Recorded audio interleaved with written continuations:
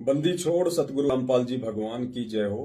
परमपिता परमेश्वर, सारी सृष्टि के रचनहार, कुल मालिक, असंख्य ब्रह्मांडों के रचयिता, परम पुरुष, संत शिरोमणि, जगत गुरु तत्वदर्शी संत रामपाल जी भगवान के चरण कमल में मुझ पवन दास का कोटि कोटि दंडवत प्रणाम। आप सभी भाई बहनों को सत्साई। भाई और बहनों, दास के पास में जितने भी फोन कॉल्स आते हैं या शंका समाधान के लिए जो फोन आते हैं, उनमें से ज्यादातर भगत भाई बहनों की एक ही शंका रहती है कि भगत जी मेरा नाम खंड हो गया, मेरा नाम खंड हो गया, नाम शुद्ध कहाँ करवाएं, नाम शुद्ध कैसे करवाएं।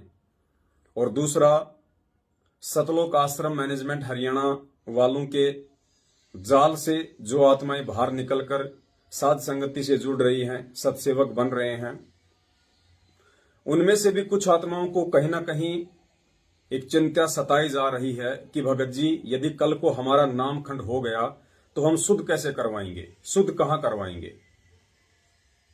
तो उन तमाम भगत भाई बहनों के लिए एक छोटा सा वीडियो है। उम्मीद करूंगा आप जी इसको ध्यान से सुनिए और परमपिता परमेश्वर सतगुरु रामपाल जी भगवान का जो सत्संग आपको नाम खंड के विषय में अभी दिखाया जाएगा, सुनाया जाएगा, आप उस पर गहनता से विचार करें और पुण्यात्माओं, सतलोक प्राप्ति की इस भक्ति में ज्ञान को आधार बना के आप जी भक्ति मार्ग पर चलना शुरू कीजिए ताकि हमारे परमपिता परमेश्वर हमसे प्रसन्न हो सकें। पुण्यात्माओं, जब हमें पूज्य गुरुदेव जी प्रथम बार नाम दीक्षा देते हैं तो नाम दीक्षा के साथ में कुछ मर्यादाएं देते हैं, कुछ नियम देते हैं। उन नियमों को यदि हम खंडित कर देते हैं, हम उनको अपनी नालायकी से या नासमझी के चलते तोड़ देते हैं, तो जो नाम हमें परमपिता परमेश्वर जी ने दिया होता है वो नाम अपना काम करना बंद कर देता है। उस नाम से हमें जो सुख और जो लाभ मिलते हैं वो ऑटोमेटिक मिलना बंद हो जाते हैं। ये सतगुरुदेव जी ने इस भक्ति का एक रूल बताया, एक विधान बताया। रही बात नाम खंड को लेके, तो पुण्यात्माओं, हम सारी सृष्टि के रचनहार कुल मालिक सतगुरु रामपाल जी भगवान के बच्चे हैं। हम किसी छोटे मोटे संत महंत के शिष्य नहीं है। हमें परमेश्वर ने वो अनमोल तत्व ज्ञान दे दिया है। उसके बाद हम आत्माओं को निर्भय हो जाना चाहिए, निडर हो जाना चाहिए, विशेषकर भक्ति मार्ग पे आने वाली समस्याओं और बाधाओं को लेके। तो पुण्यात्माओं, गुरुदेव ने बताया कि नाम खंड कब होता है। आज आपको पूज्य गुरुदेव जी के सत्संग से नाम खंड की पहली पहचान बताई जाएगी कि नाम खंड कब होता है। अगर आपके अंदर वो लक्षण हैं, अगर वो दोष आपके अंदर उत्पन्न हो चुका है पूज्य गुरुदेव जी को लेके या उनके सत्संगों को लेके, तो ये सत्क्रम मान लेना कि आप जी का नाम खंड है। नाम खंड होने का मतलब होता है कि परमात्मा जो आपके हृदय में समाये रहते हैं, नाम दीक्षा लेने के बाद में परमपिता परमेश्वर हमारे पूज्य गुरुदेव जी शब्द रूप में हमारे हृदय में बैठ जाते हैं। यदि आपका नाम खंड हो जाता है तो उस समय वो परमात्मा आपके हृदय से बाहर निकल जाते हैं। तो नाम खंड की जो सबसे पहली पहचान पूज्य गुरुदेव जी ने बताई है वो आप पूज्य गुरुदेव जी के ही सत्संग से सुन लीजिए और उसके बाद आपको ये दृढ़ विश्वास हो जाना चाहिए कि छोटी छोटी बातों पे कभी भी नाम खंड नहीं होता है। छोटी छोटी बातें या जो नियम हमें पूज्य गुरुदेव जी ने बताए हैं उनके टूट जाने से केवल मर्यादा खंडित होती है। नाम इस परमात्मा का खंड नहीं होता है, क्योंकि खुद परमात्मा कहते हैं कि साहिब का नाम अखंड है और सकल सब खंड। परमपिता परमेश्वर सतगुरु रामपाल जी भगवान ने अपने उसी नाम से, अपने उसी शब्द से पूरी सृष्टि की रचना की है। शब्द कभी भी किसी भी देश काल और परिस्थिति में खंड नहीं होता है। तो नाम खंड के भय से आप लोगों को भयभीत नहीं होना चाहिए। मन में ये छोटी छोटी जो शंकाएं हैं, जो खरपतवार हैं, ये आपके अंदर पैदा नहीं होनी चाहिए। हमेशा मर्यादा खंडित होती है। जो नियम हमें गुरुदेव देते हैं उन नियमों के टूट जाने से हमारी मर्यादा खंडित होती है, नाम खंड नहीं होता है। लेकिन उसके बावजूद भी परमात्मा ने नाम खंड की जो सबसे बड़ी और सबसे पहली जो पहचान आप और हमें अपने सत्संगों के माध्यम से बताई है, वो दास आपको पूज्य गुरुदेव जी का सत्संग दिखा के याद दिलाना चाहता है कि नाम खंड की पहली पहचान क्या है।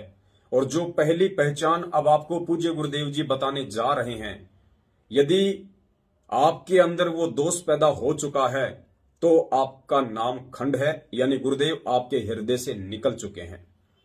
तो सबसे पहले नाम खंड की पहली पहचान आप सुन लीजिए और उसके बाद में छोटी छोटी बातों को लेके अपने मन में शंका पैदा ना करें कि मेरा नाम खंड हो गया, मैं तारीख पे नहीं जा गया तो मेरा नाम खंड हो गया, मैं नामदान केंद्र पे नहीं जा पाया तो मेरा नाम खंड हो गया, मैंने मेरे कोऑर्डिनेटर की बात नहीं मानी तो मेरा नाम खंड हो गया, मैंने रक्तदान और देहदान नहीं किया तो मेरा नाम खंड हो गया।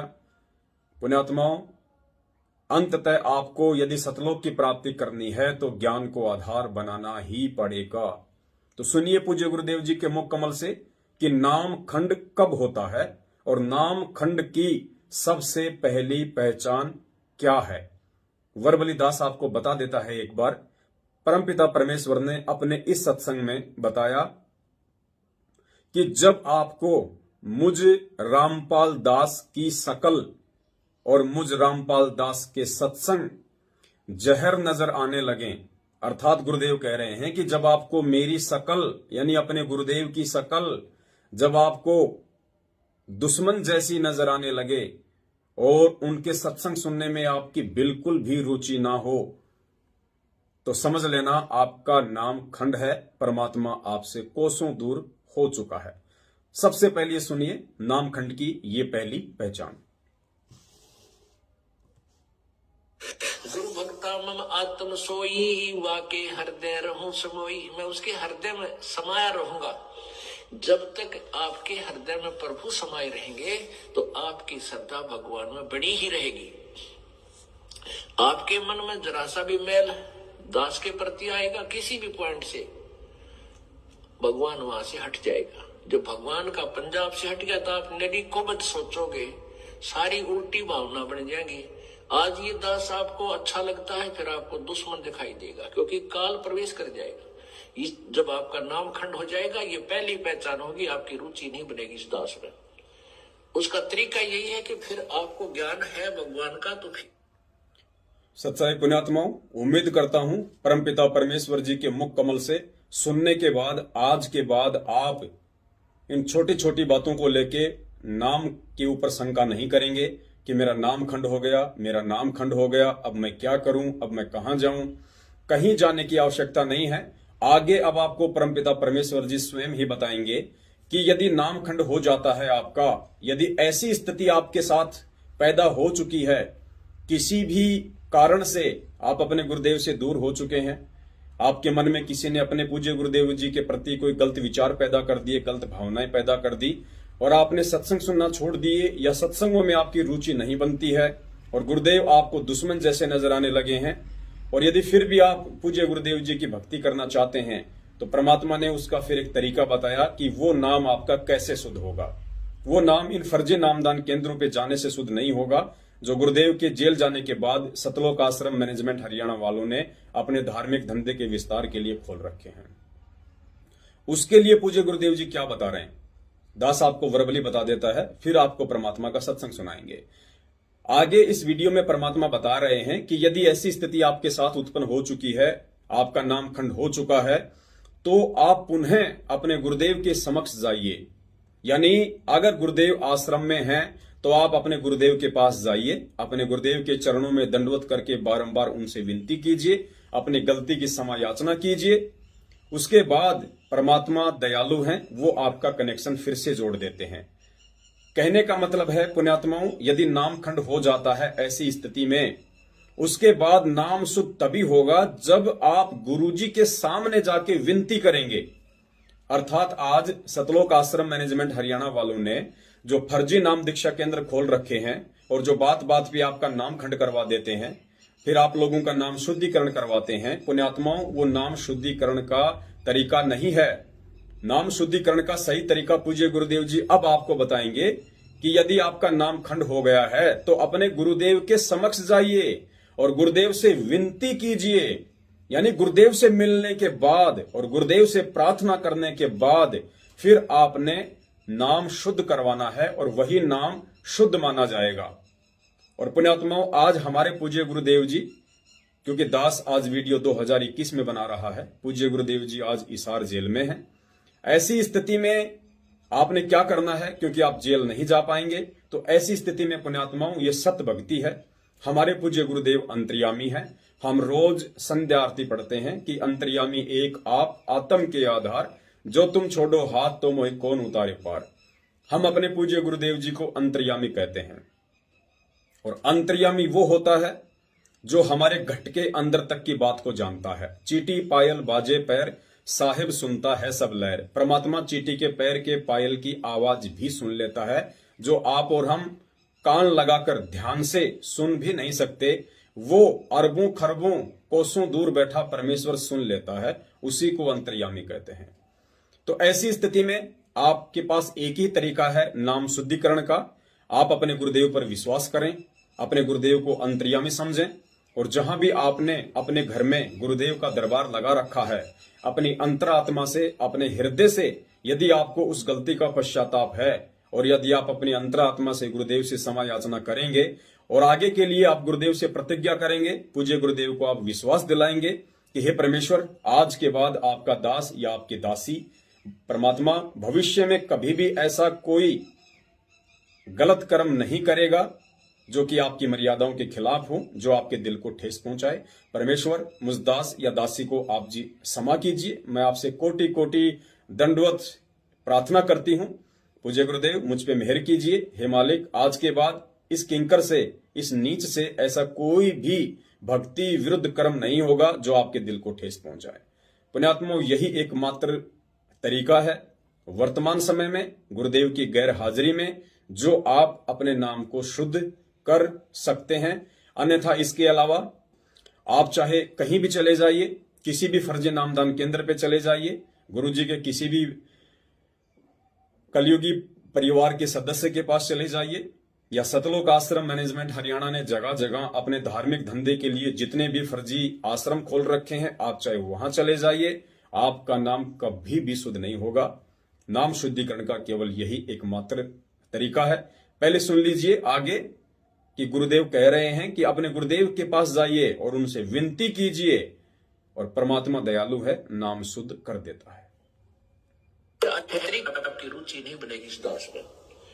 उसका तरीका यही है कि फिर आपको ज्ञान है भगवान का, तो फिर आइए, और किसी भी कारण से आपका नाम खंडित है, उपदेश दोबारा मालिक के चरणों में विनती कीजिए और उपदेश पर पुनर्प्राप्त कर लीजिए। फिर आपका फिर कनेक्शन जोड़ देगा। बहुत दयालु है प्रभु। सच्चाई भाई बहनों, जो तरीका था परमपिता परमेश्वर जी के आशीर्वाद से, वो दास ने आपको गुरुदेव के ही आशीर्वाद से बता दिया है। और पुण्यात्माओं, इसमें विशेष तौर पर ध्यान रखने वाली जो बात है वो ये है कि यदि आपको अपनी गलती का एहसास है, और एहसास पुण्यात्माओं दिल से होना चाहिए, अंतरात्मा से होना चाहिए, आपको उसका पश्चाताप होना चाहिए। क्योंकि गुरुदेव के समक्ष जब आप जाएंगे या अपने घर से जब आप प्रार्थना करेंगे, तो ये मत भूल जाना कि परमात्मा अंतर्यामी नहीं है, परमेश्वर अंतर्यामी है। आप किस भाव से और कितने पश्चाताप से अपने गुरुदेव के समक्ष अपनी गलती का पश्चाताप कर रहे हैं, ये उनसे छुपा हुआ नहीं है। उसी आधार से परमात्मा नाम शुद्ध करता है। यदि आपके मन में कोई छल कपट है, यदि आप खाली एक फॉर्मेलिटी कर रहे हैं, आपके अंदर भक्ति करने की कोई जिज्ञासा नहीं है, और किसी के कहने से या दबाव में आके या वैसे ही आप सुनी सुनाई बातों के आधार से अपने घर से प्रार्थना कर रहे हैं, या आप गुरुदेव के समक्ष जाके प्रार्थना कर रहे हैं, और आपके हृदय में यदि वो कसक नहीं है, अपनी गलती का पश्चाताप नहीं है, तो अगला जो सत्संग आप सुनेंगे उसमें क्लियर हो जाएगा।